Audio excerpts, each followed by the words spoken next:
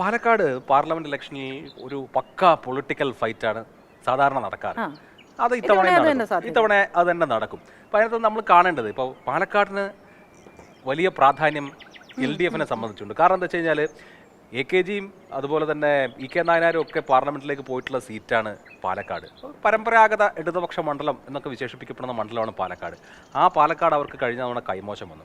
അപ്പോൾ അത് തിരിച്ചുപിടിക്കുക എന്നുള്ളതാണ് ഇത്തവണ അവരുദ്ദേശിക്കുന്ന കാര്യം. അതിനാണ് വിജയരാഘവനെ നിർത്തിയിരിക്കുന്നത്. വിജയരാഘവൻ CPMന്റെ ഈ ഇലക്ഷനിൽ മത്സരിക്കുന്ന ഏറ്റവും സീനിയർ ആയിട്ടുള്ള നേതാവാണ്. ആക്ടിംഗ് സെക്രട്ടറി ആയിരുന്ന പോളിറ്റ് ബ്യൂറോ മെമ്പറായ വിജയരാഘവനെ ഇറക്കി പാലക്കാട് തിരിച്ചുപിടിക്കുക എന്നുള്ളതാണ് ഇടതുപക്ഷം ഉദ്ദേശിക്കുന്നത്. VK ശ്രീകണ്ഠനിലൂടെ പിടിച്ച മണ്ഡലം നിലനിർത്തുക എന്നുള്ളതാണ് UDF. അതാണ് ഞാൻ നേരത്തെ പറഞ്ഞ അവിടെ അങ്ങനെ ഒരു നെഗറ്റീവ് സാധനം കിടപ്പില്ലേ. ഈ കർഷകരുമായിട്ട് ബന്ധപ്പെട്ട കുറേ പ്രശ്നങ്ങളും അങ്ങനെ പാർട്ടി വൈസ് നോക്കിയാൽ പാർട്ടി പരാജയപ്പെട്ടു എന്ന് തോന്നാവുന്ന തരത്തിലുള്ള കുറേ പ്രതിസന്ധികളൊക്കെ കർഷകർക്ക് ഉള്ളൊരു സാഹചര്യമില്ല. അപ്പോൾ ഇടതുപക്ഷത്തിനെ അതൊരു മോശമായിട്ട് ബാധിക്കാനുള്ള സാഹചര്യം. കേരളത്തിന്റെ നെല്ലറ എന്ന് ഇപ്പൊ നമ്മൾ കുട്ടനാടിനെയും പാലക്കാടിനെയാണ് വിശേഷിപ്പിക്കുന്നത്. നെൽ കർഷകരും അതുപോലെ തന്നെ മറ്റ് കാർഷിക മേഖല ജീവിത വൃത്തിയാക്കിയിട്ടുള്ള ആളുകളൊക്കെ ഉണ്ട്. ഇലക്ഷനെ സംബന്ധിച്ച് ഞാൻ നോക്കുന്ന അതിനകത്തുള്ള ഒരു കാര്യം, ഇപ്പോൾ പാലക്കാട് ഓരോ ഇലക്ഷനിലും വോട്ട് ചെയ്യുന്ന ഒരു പാറ്റേൺ ഉണ്ടല്ലോ. ഇപ്പോൾ വിജയരാഘവനെ നിർത്തുമ്പോൾ ഉള്ളൊരു പ്രത്യേകത എന്താ വെച്ച് കഴിഞ്ഞാൽ, ഞാൻ ഈ നേരത്തെ പറഞ്ഞതുപോലെ CPMന്റെ വലിയ നേതാക്കളൊക്കെ ജയിച്ചു വന്ന മണ്ഡലത്തിൽ തുടർച്ചയായിട്ട് VS വിജയരാഘവൻ കോൺഗ്രസിന് വേണ്ടി ജയിച്ച് നിൽക്കുന്ന സമയത്താണ് അന്ന് SFIയുടെ അഖിലേന്ത്യാ നേതാവായിട്ടുള്ള വിജയരാഘവൻ ആദ്യമായിട്ട് അവിടെ മത്സരിക്കുന്നത് 89-ൽ. അങ്ങനെ CPM തോറ്റു നിന്നിരുന്ന സമയത്ത് CPMന് വേണ്ടി സീറ്റ് തിരിച്ചു പിടിച്ച ആളാണ് വിജയരാഘവൻ. ആ ഒരു പ്രത്യേകതയാണ് വിജയരാഘവനെ സംബന്ധിച്ച് ഉള്ളത്. അതിനുശേഷം ആ സീറ്റ് വീണ്ടും പോയി, വീണ്ടും VS വിജയരാഘവൻ ജയിക്കുകയുണ്ടായി.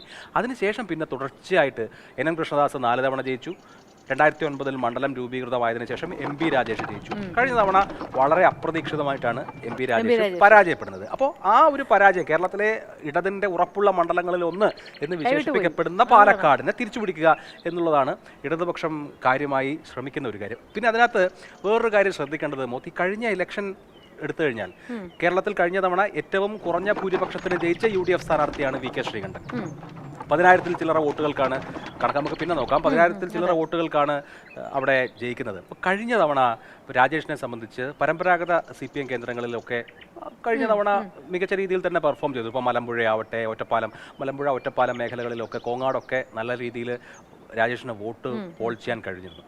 കഴിഞ്ഞ തവണ ശ്രീകണ്ഠനെ ജയിപ്പിച്ച വലിയ വോട്ട് വ്യത്യാസം വന്നത് മണ്ണാർക്കാട് നിന്നും പട്ടാമ്പിയിൽ നിന്നുമാണ്. അതിൽ പട്ടാമ്പി LDFന്റെ സിറ്റിംഗ് സീറ്റാണ് എന്ന് ഓർക്കണം. പിന്നെ പാലക്കാട് നിയമസഭാ മണ്ഡലം UDF വളരെ കാലമായി ജയിക്കുന്ന മണ്ഡലമാണ്. അപ്പോൾ ഈ രണ്ട് പ്രധാനപ്പെട്ട സെഗ്മെൻറ്റുകളിലെ, അതായത് മണ്ണാർക്കാട്ടെയും പട്ടാമ്പിയിലെയും വലിയ വോട്ട് വ്യത്യാസമാണ് യഥാർത്ഥത്തിൽ രാജേഷിനെ തോൽപ്പിച്ചതും ശ്രീകണ്ഠനെ ജയിപ്പിച്ചതും. അപ്പോൾ അത് പരിഹരിക്കുക എന്നുള്ളതാണ് ഇത്തവണ CPM ശ്രമിക്കേണ്ടിയിരുന്ന ഒരു പ്രധാനപ്പെട്ട കാര്യം. ചിലപ്പോൾ മിക്കവാറും ലീഗിൻ്റെ ഭാഗത്തു നിന്നൊക്കെ, ലീഗിൻ്റെ നിയമസഭാ മണ്ഡലമാണ് മണ്ണാർക്കാട്, അപ്പോൾ ലീഗിൻ്റെ ഭാഗത്തു നിന്നൊക്കെ വിജയരാഘവൻ്റെ പഴയ പ്രസ്താവനകളും ഒക്കെ വീണ്ടും കുത്തിപ്പൊക്കി ഇദ്ദേഹം കണ്ടോ അന്ന് അങ്ങനെ പറഞ്ഞില്ലേ എന്നൊക്കെയുള്ള ക്യാമ്പയിനൊക്കെ വരാൻ സാധ്യതയുണ്ട്.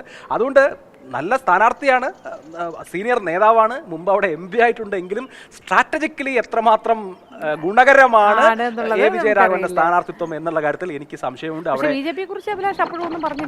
BJPക്ക് പരമ്പരാഗതമായി തന്നെ വോട്ടുള്ള സ്ഥലമാണ് പാലക്കാട്. പക്ഷെ അതൊരു ലോക്സഭാ ഇലക്ഷൻ ജയിക്കുന്നതിലേക്ക് വരുമെന്നുള്ളതാണ്. അവർക്ക് സ്വാധീനം 2 മണ്ഡലങ്ങളിലാണ്, പാലക്കാട് മലമ്പുഴ ബെൽറ്റിൽ, അതായത് നഗരപ്രാന്ത മേഖലകളിൽ BJP ശക്തമാണ്. മലമ്പുഴയിലും പാലക്കാടും അവർ 2ാം സ്ഥാനത്ത് നിയമസഭയിൽ വരാറുണ്ട്. പക്ഷേ കഴിഞ്ഞ തവണ C കൃഷ്ണകുമാർ തന്നെയാണ് മത്സരിച്ചത്. C കൃഷ്ണകുമാറിന് ഇത്തവണയും അദ്ദേഹം തന്നെയായിരിക്കും മത്സരിക്കുക. C കൃഷ്ണകുമാറിന് മികച്ച വോട്ട്, അതായത് 2.25 ലക്ഷത്തിന് മുകളിൽ വോട്ട് പോൾ ചെയ്യാൻ കഴിഞ്ഞിട്ടുണ്ട്. BJPക്ക് 2.25 ലക്ഷത്തിനും 2.5 ലക്ഷത്തിനും ഇടയ്ക്ക് വോട്ട് കിട്ടുന്ന മണ്ഡലമാണ്. അടുത്ത ഈ തെരഞ്ഞെടുപ്പിൽ ഏതാണ്ട് 2.5 ലക്ഷത്തിന് അടുത്ത് വോട്ട് കിട്ടാവുന്ന മണ്ഡലമാണ് പാലക്കാട്.